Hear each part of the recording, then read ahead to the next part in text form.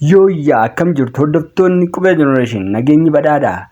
Mata dureen sagantaa keenya har'aa qocaa kan jedhu yoo ta'u, as keessattis maalummaa qocaa fi faayidaa qocaa irraa argannu bal'inaan kaasuudhaan kan haasofnu ta'a. Kanaaf haga dhuma sagantaa keenyatti nu waliin turaan affeerraa keenya. Qocaan uumama dhagaa dugda irratti baachuudhaan jiraatudha. Qocaadhaaf dhagaan kun egaa faayidaa adda addaa kennaaf jechuudha. Fakkeenyaaf akka manaatti qocaan dhagaa dugda irratti baatu kanatti fayyadamte jechuudha. Keessa jiraatu roobaa fi aduu hunda ofirraa eeguudhaaf egaa qocaan dhagaa kanatti fayyadamti jechuudha. Diinni yoo itti dhufu dhagicha keessa galuudhaan dhokachuuf ishii gargaara jechuudha. Dhagaa sana keessa galuun harkaa fi miila isheenii qaawwaa jiru jechuudhaan diinni dhagicha cabsee ishii miidhuu waan hin dandeenyeef achi keessatti akka dhokannaatti yookiin akka manaatti jechuudha itti fayyadamti jechuudha. Qocaanii gabaabumatti dhagaan dugda qocaa irra jiru miidhaa yookaan balaa irra gahuu danda'u irraa ishee dhorkuu danda'a jechuudha. Haalli wal hormaata qocaa kan lukkuu waliin wal fakkaata. Qocaan dhaltuun killee dhaltee kunuunsa barbaachisu gochuudhaaf jechuudha. Akkuma lukkuun cuucii tokko yookaan hanqaaquu tokko haammattee kunuunsa barbaachisu kennuufiin cuucii yaastu, qocaanis haaluma kanaatiin killee buusuudhaan isheen dhaltu jechuudha. Killee buusuun kunuunsa barbaachisu gochuudhaafiin bakka buusti yookaan killee sana keessaa qocaa biraa baasti jechuudha. San booda kunuunsa barbaachisu gochuudhaafiin guddisti jechuudha. Qocaan egaa umurii dheeraa jiraachuudhaan ni beekama.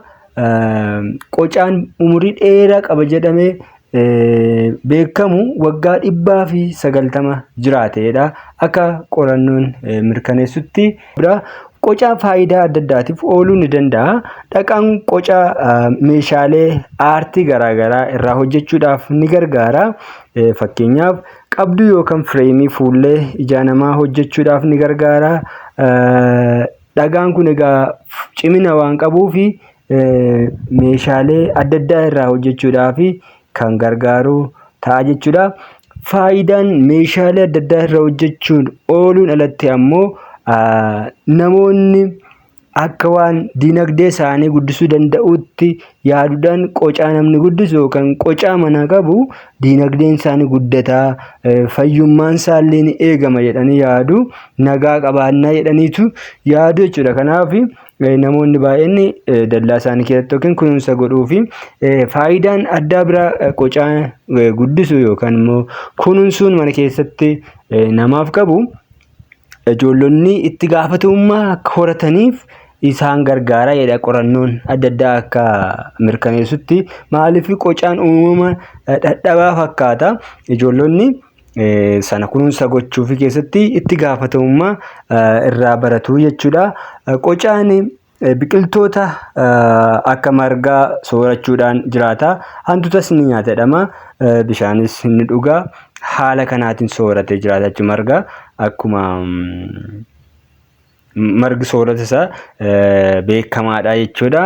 Walumaa galatti qocaan uumama dugda irratti dhagaa baachuudhaan jiraachuu fi suuta deemuun beekamudha. Asirratti dhaggeeffattoota keenya waa'ee baacoo qocaa fi illeettii otoo isinitti hin himiin bira darbuu hin barbaanne. Innis akkas ture jedhama. Bara durii waldorgommii qocaa fi illeettii gidduutti gaggeeffame jedhama. Waldorgommii kana keessatti egaa qocaan akkuma amala isaatii yagguu fiigichi jalqabamu suuta fiigicha isaatti fufee, illeettiin immoo akkuma amala ishiitii saffisa guddaadhaan deemti. Saffisa guddaan fiigicha ishiitti fuftee utuma fiigduu qocaa tuffatte. Inni kun yoomiyyuu nan qaqqabu jettee tuffattee dhaqxee gaaddisa ciiste jechuudha. Ganni ishee bira gahutti san booda qocaan suutuma jedhee otoo illeettiin raftuu bira darbee dorgommicha yagguu xumuru harki yagguu qocaadhaan rukutamu illeettiin dammaqxee yoo ilaaltu qocaan mo'atee jira. Kanaaf kuni baacoon kun kan nutti agarsiisu diina ofii xinnoo dhadhanii tuffachuun gatii akka nama kaffalchiisuu fi akka injifatamaa nama taasisu nutti agarsiisa. Kanaaf diinni xiqqoo hin qabdu tuffachuun barbaachisu jechuudha.